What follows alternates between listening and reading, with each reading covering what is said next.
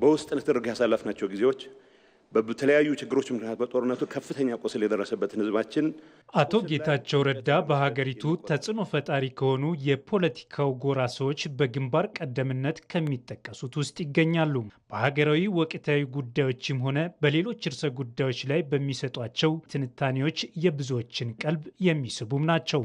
አቶ ጌታቸው ረዳ ለአንደበተ ርቱዕነታቸው፣ ለበሳል ትንታኔያቸውና ለቅቡልነታቸው ያበቋቸው ገና ከለጋነት ዕድሜያቸው ጀምሮ ራሳቸውን ከመጻሕፍት ያቆራኙ አንባቢ መሆናቸው እንደሆነ የቅርብ ሰዎቻቸው በተደጋጋሚ ሲመሰክሩላቸው ይሰማል።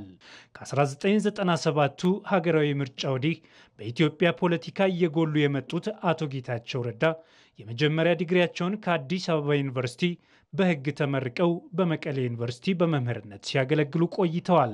ቀጥለውም በ1990ዎቹ መጀመሪያ ላይ በአሜሪካ አላባማ ዩኒቨርሲቲ በሕግ ሁለተኛ ዲግሪያቸውን ለማግኘት ችለዋል። አቶ ጌታቸው ከምርጫ 97 በኋላ ከመምህርነት ሙያ ወጥተው የፖለቲካውን ዓለም ተቀላቅለዋል።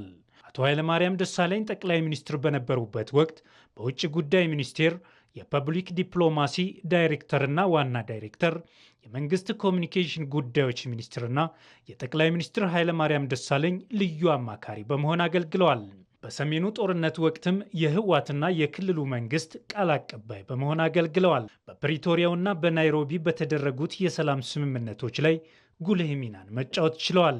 ከስምምነቱ በኋላም የትግራይ ክልልን ጊዜያዊ አስተዳደር ለ2 ዓመታት በፕሬዝዳንትነት በመምራት በክልሉ ብሎም በሀገር ዘላቂ ሰላም እንዲሰፍንና በጦርነቱ የተጎዱ ቦታዎች መልሰው እንዲቋቋሙ የበኩላቸውን አበርክቶ ሲያደርጉ ቆይተዋል። ከቀናት በፊት የጊዜያዊ አስተዳደሩ ፕሬዝዳንትነታቸውን ለሌተናል ጀነራል ታደሰ ወረደ ያስረከቡት አቶ ጌታቸው ባለፉት 2 ዓመታት የክልሉን ሰላም ለማረጋገጥ ይበል የሚያሰኙ ተግባራት መከናወናቸውን ገልጸዋል።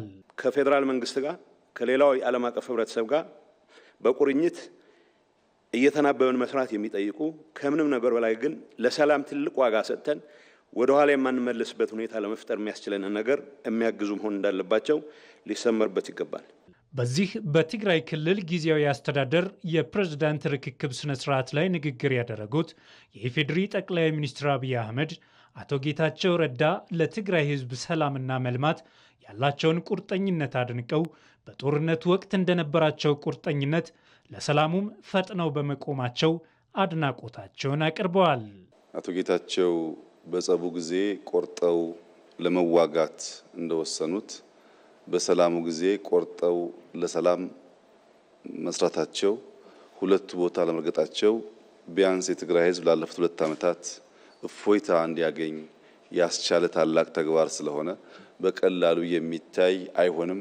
ለ2 አስርት ዓመታት በኢትዮጵያ ፖለቲካ ጉልህ ተሳትፎና ሚና የነበራቸው አቶ ጌታቸው ቀጣይ ማረፊያቸው የት ይሆን የሚለው የብዙሃኑ ጥያቄ ሆኖ መሰንበቱ ይታወቃል። እናም በዛሬው ዕለት ከሚያዝያ 3 ቀን 2017 ዓ.ም ጀምሮ አቶ ጌታቸው ረዳ የጠቅላይ ሚኒስትሩ የምስራቅ አፍሪካ ጉዳዮች አማካሪ ሚኒስትር ሆነው በጠቅላይ ሚኒስትሩ ተሹመዋል።